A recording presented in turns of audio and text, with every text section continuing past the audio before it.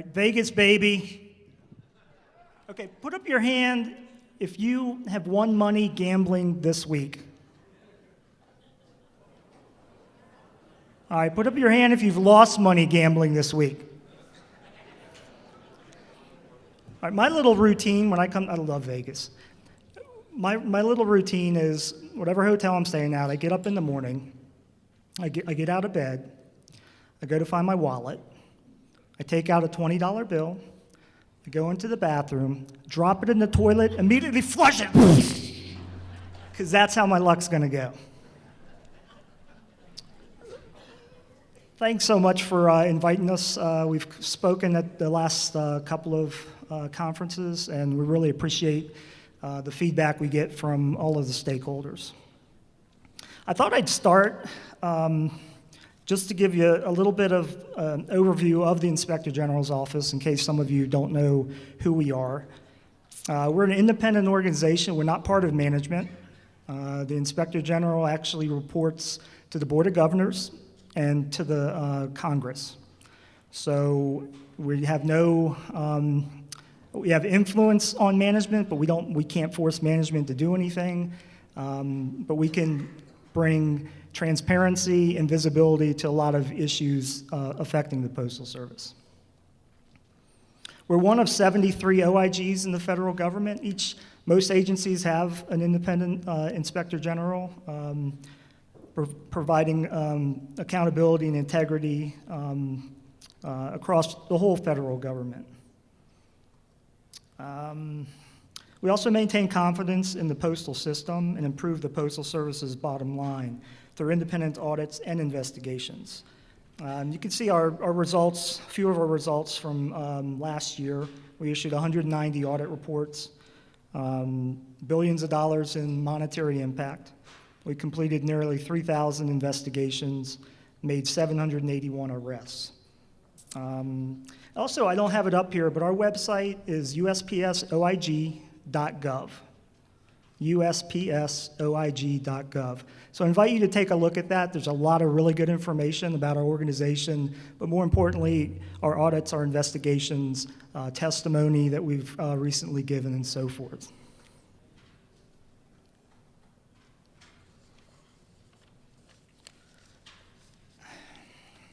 There are a multitude of stakeholders for the Postal Service. This feedback is critical for us. There's dozens of stakeholders that don't always want the same thing, and in fact, most of the times they never want the same thing. There's the Congress, the PRC, which we just heard from, GAO, and our organization, the OIG, we provide oversight.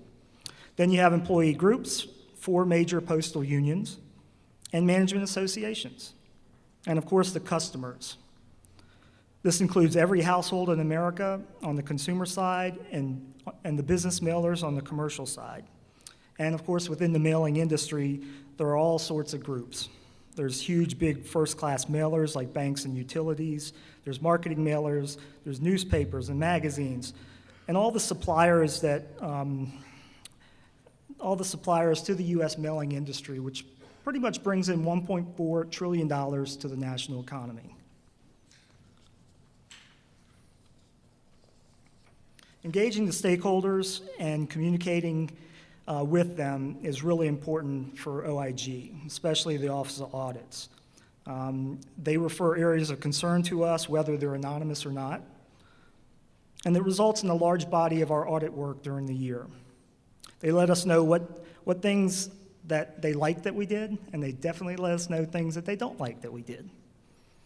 But we appreciate the good relationship we've had with your leadership. We have regular meetings. I think the last one was this past March. So at least once a year, usually a couple times a year, we meet with your leadership, and we appreciate the feedback. And it gives us a lot of good ideas for things that we want to conduct audits on. And it's good getting that perspective as well. Okay, last year, Tammy Whitcomb, our acting Inspector General, she talked about some of our retail facility condition audits. And at that point, we were about halfway through the project. Tammy noted the most egregious issues had to do with building disrepair, mold, signs of rodents, bug infestation, poor landscaping, deteriorating metal or wood on door frames, filthy exhaust and ventilation fans, exposed furnace fires, lighting problems inside and outside. The conditions were due in some cases to landlords not performing or not completing requested repairs. In other cases, local management didn't focus on general maintenance and repairs or follow up on customer complaints. And at times, local postal management cited budget constraints. And we've repeatedly said that's ridiculous. Regardless of what you hear about the Postal Service's financial condition right now, as of last month, they've accumulated $11.4 billion in cash. So they do have money to solve these problems. We're getting ready to issue our capping report on these facility condition reviews. Collectively, we're concluding the Postal Service was not consistently adhering to building safety, security, and maintenance standards. There were systemic issues with monitoring local customer complaints and compliance with Postal Service policies. We had identified poor and unsafe conditions at 99%, 148 out of 149 retail facilities that we visited. Corrective actions management claimed to have implemented were either not implemented as they told us they were going to do, or implemented but not effective in solving the problem. We revisited 10 facilities that had the worst violations during our previous audits, and we found that none of the 10 facilities had conducted repairs as indicated in their response to our reports. We also identified new safety and security issues at 8 of 10 facilities. And safety is important. The other aspect here, post offices are the principal business place for the Postal Service. And a lot of times it's the only close-up view or impression that customers have. And whether that visit is pleasant or not, that forms their impression of the entire Postal Service. From a Lessors perspective, you don't want the Postal Service to do anything to decrease the foot traffic that comes into post offices. Speaking of which, our research group recently issued a white paper last September that was really interesting. We did a study to determine if the Postal Service measurement of foot traffic was fully capturing actual foot traffic at post offices. We believe the more comprehensive foot traffic estimate could have significant public policy and strategic value. Postal Service has more than 30,000 post offices. It's the largest brick and mortar network in the country. More nationwide outlets than all McDonald's, Starbucks, and Walmart's combined. Post offices remain enormously important. They still drive retail sales. The majority of people still go to a post office to conduct postal business.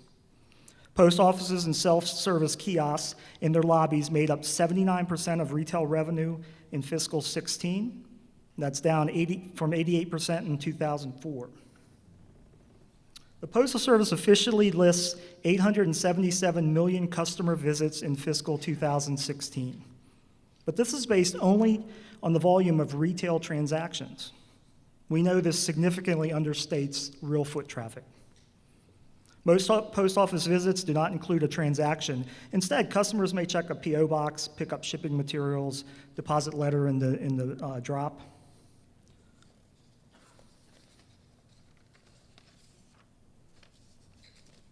And our paper estimated annual foot traffic to be actually 2.7 billion visits in fiscal 2016. That's triple the Postal Service's official statistic. Now, we made this estimate based on an OIG model where we combined Postal Service data on retail transactions and P.O. boxes, a survey-based estimates on actions taken in post offices, and some assumptions that translate into foot traffic. Foot traffic varies widely, as you can imagine, depending on the post office size and its location. The 450 largest locations have, on average, about as much foot traffic as Best Buy stores. The next 7 largest have about as much traffic as CVS stores. Smaller post offices have roughly the same foot traffic as your average bank branch. Okay, let's look at a specific example.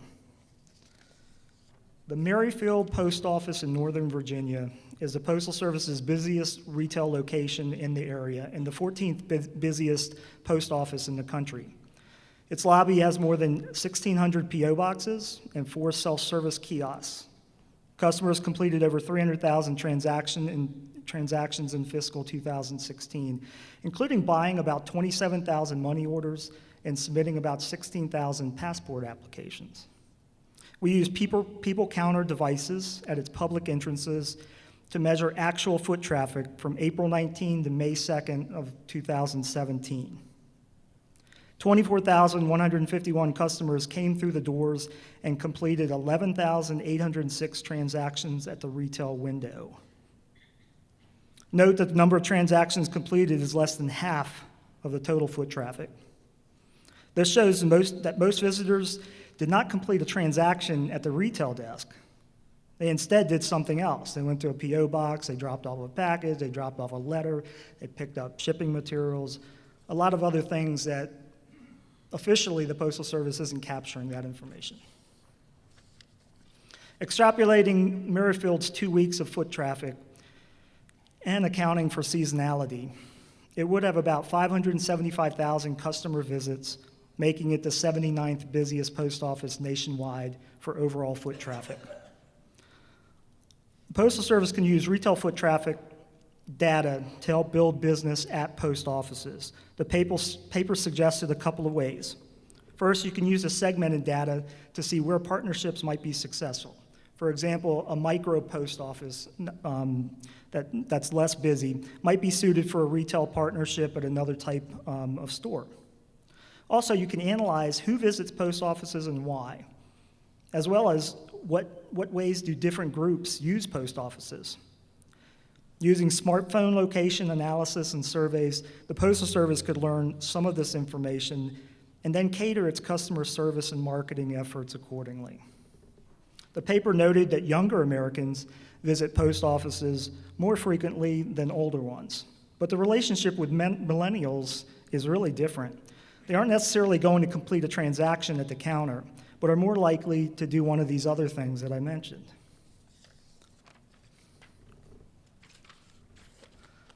The really fascinating thing with millennials. In our survey, they actually made up both the heaviest users of post offices, visiting more than once a week, and the lightest, visiting once a year or less. And look at this chart. 21% of millennials use a post office more than once a week compared to 16% of Gen X and 14% of baby boomers. 20% of millennials also use a post office rarely, if ever, compared to 18% Gen X, 13% boomers. However, millennials are more likely to have used a kiosk or checked a post office box. So what's up with millennials? Why are they so divided in how they use post offices? And what could the post office do better to accommodate millennials? Those are great questions. So the Postal Service should do more research and look into these issues, but it really shows you the value of the actual foot traffic data. A couple other things to note: self-employed Americans and those who use the Postal Service's mobile app are also key post office customers. These two groups visit the post office almost twice as much as the general population. They complete a wider variety of transactions also. They're more likely than others to have used kiosks, visited a P.O. box, or picked up shipping materials. So armed with that broader understanding of its retail customers, the Postal Service could better quantify the post office value to the communities they serve and to the Postal Service itself. The paper also offered some practical ideas on how you could actually count foot traffic. People counter devices are becoming more sophisticated, but also more affordable.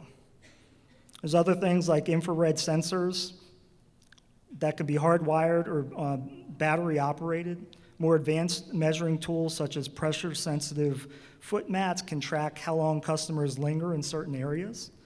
Digital cameras can track individual customer movements throughout the store. So with using these kind of tools, the Postal Service could build a roadmap for foot traffic, which could lead to better quantifying the value of each post office. Okay, I want to touch just a little bit briefly on some of our real estate work. Real estate property management is an area where the Postal Service can improve. We have a large body of past work in this area. Past reports have addressed the Postal Service's previous sole provider of real estate, CBRE. We found concerns with CBRE having conflicts of interest. They would also provide a range of property values to negotiate a lease and received a commission from the lessor based on the property value negotiated. CBRE could act on behalf of the Postal Service in negotiating leases and could also represent the lessor.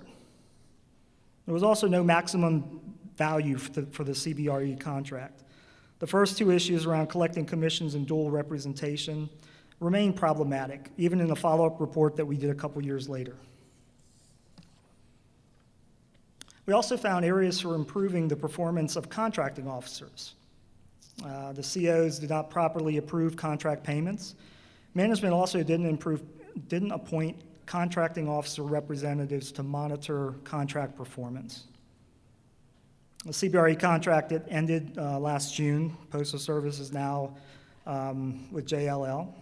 However, we still have some concerns that we're monitoring as this next version of a real estate contractor emerges. How commissions are charged. There's still instances where you can have this dual representation, specifically sales and acquisitions. The contractor can still represent both sides. When you're selling your house, I mean, would you want your agent to also be the agent for the buyer? Do you think you get the best deal? That's how we looked at it. So there's definitely more transparency in the current contract, and I think some of our prior work had a lot to do with that, but by no means is it perfect. There was still issues, and we have to keep watching out for that.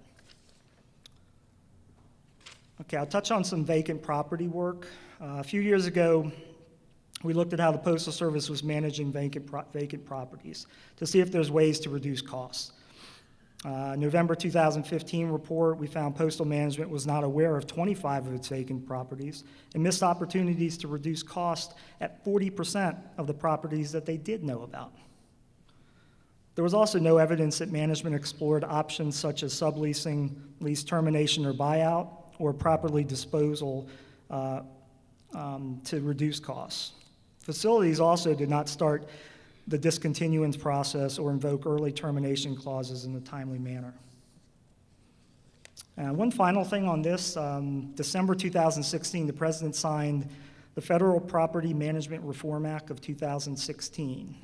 The act established a framework for federal agencies to assess and inventory real property, more efficiently manage buildings and co-location opportunities, and determine how to dispose of unneeded property. The act requires the Postal Service to identify and report annually on its excess property, and it requires the OIG to survey the properties and make recommendations on how to better use them. The Postal Service provided a list of 369 facilities to the House and Senate in accordance with the requirements. The list will be updated and sent to Congress on an annual basis. I think the list also goes to General Services Administration. The OIG received the list of facilities last October, and we'll use it to provide recommendations on how the Postal Service can better use its excess space according to the Act.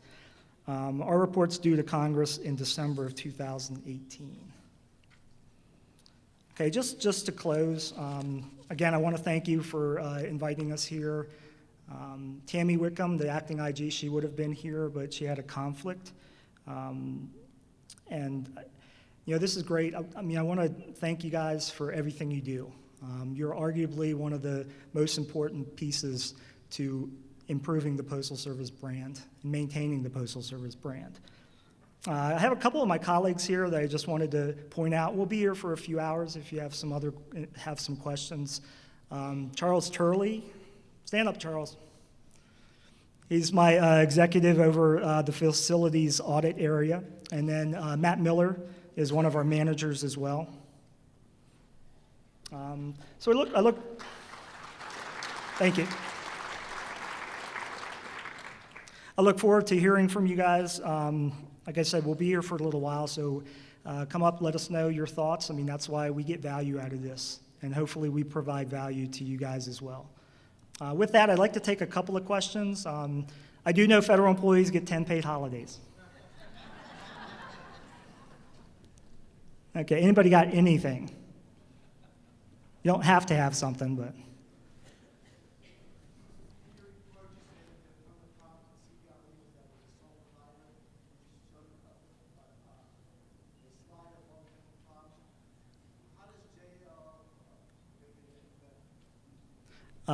The question was, we showed the slide of CBRE and all the problems. Is the new contract with JLL, how is it better, if any? The biggest thing, and I'm not an expert on the new contract or their old contract, but one thing I do know, there's much more transparency in the areas of commissions. It was very murky in the other contract as far as commissions goes.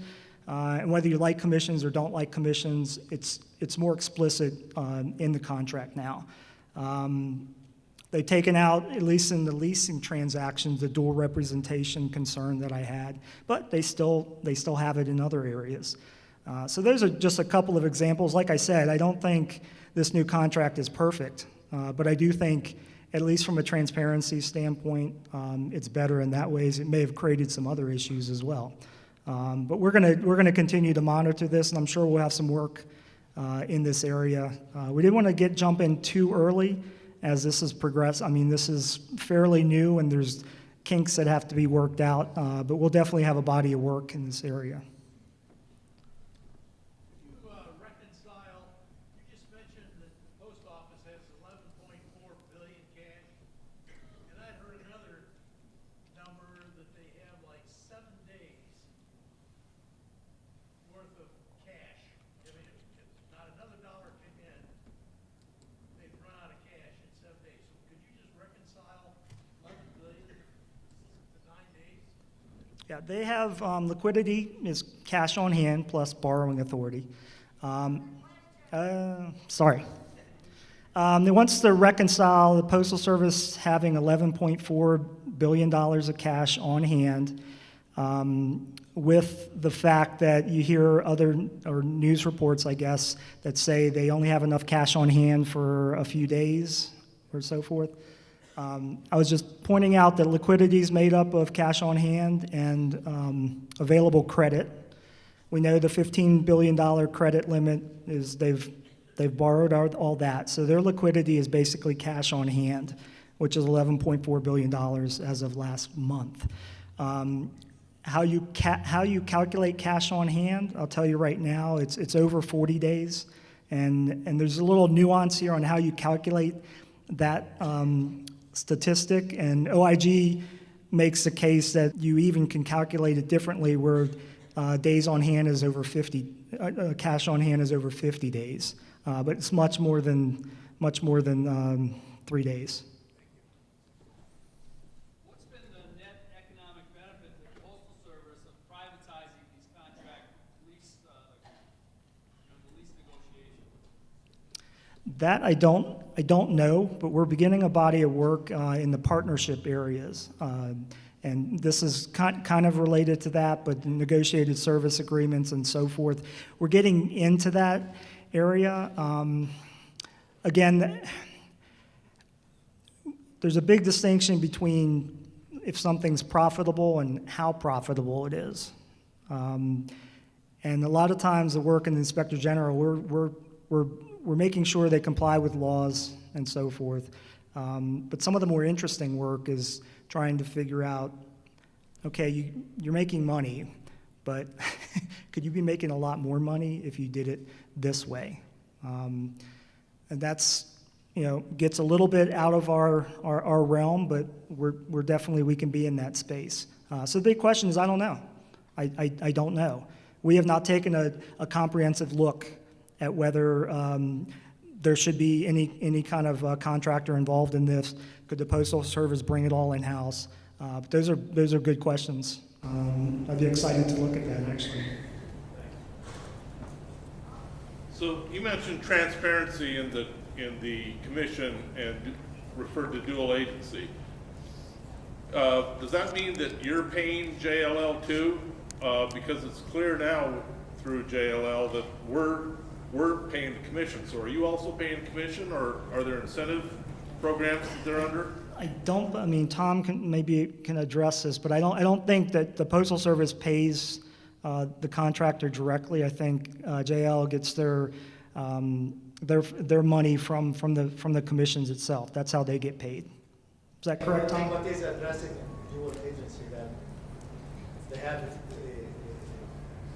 facility or a building that they are the brokers on, right? And we want to buy Oh, the sell. building. They would come to us and say, look, want to.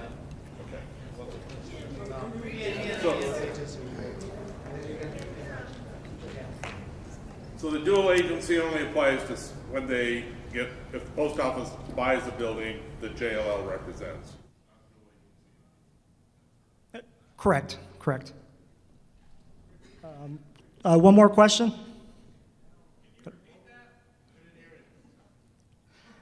The dual agency issue is no longer an issue in the leasing transactions, but it could remain an issue in sales and acquisitions. That's the bottom line. Okay, thanks a lot, guys.